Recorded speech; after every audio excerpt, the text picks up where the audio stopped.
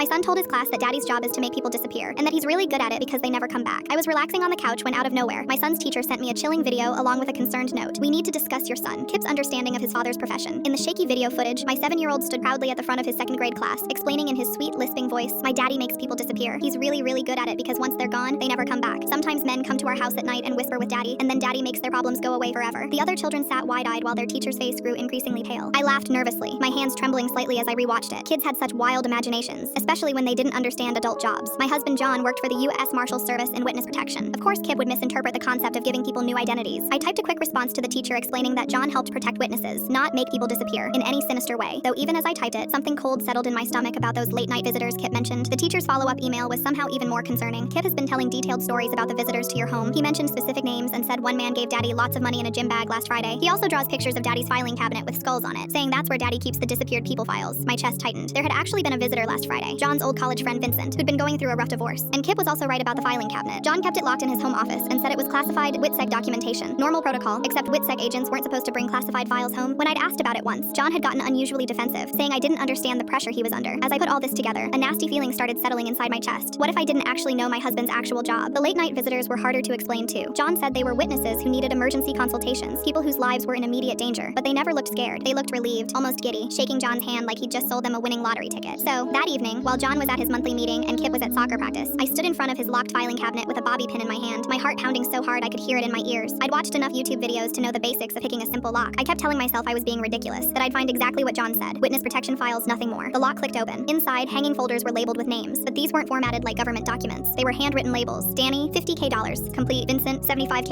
In progress. My hands shook as I pulled Vincent's file. Inside were John's WITSEC document templates, but they were filled with fabricated information. A witness statement that never happened. A fake crime Vincent supposedly witnessed. New identity documents ready to go. Behind the official-looking papers was a deposit slip for $50,000 into an account I didn't recognize. The other files were the same. Gambling debts, mob connections, failed business ventures. These were men who needed to disappear, but weren't witnesses to anything except their own crimes. The realization dawned on me, and I nearly threw up from disgust. John was selling disappearances, using his legitimate WITSEC access to create fake witnesses, taking money from desperate criminals to give them the ultimate fresh start, complete with government protection. The front door opened, and John's voice called out cheerfully, "Hey, honey, I grabbed Chinese on the way home." He walked into his office and froze, seeing me surrounded by his files. Our fake identities spread across his desk like evidence at a crime scene. His face went through several transformations: surprise, guilt, and then finally, resignation. "How much do you know?" he asked quietly, closing the door behind him. "Enough," I whispered, holding up Vincent's file. John sat down heavily. "It started small, just helping an old friend who'd made some mistakes. Vincent was going to be killed, Sarah. Then word got out that I could make problems disappear. These people, they were desperate. They're criminals, John. Dangerous criminals you're putting into the same program as innocent witnesses." Kip's innocent voice echoed in my mind. Daddy makes people disappear, and they never come back. He was right. The man I married had already disappeared, replaced by someone I didn't recognize.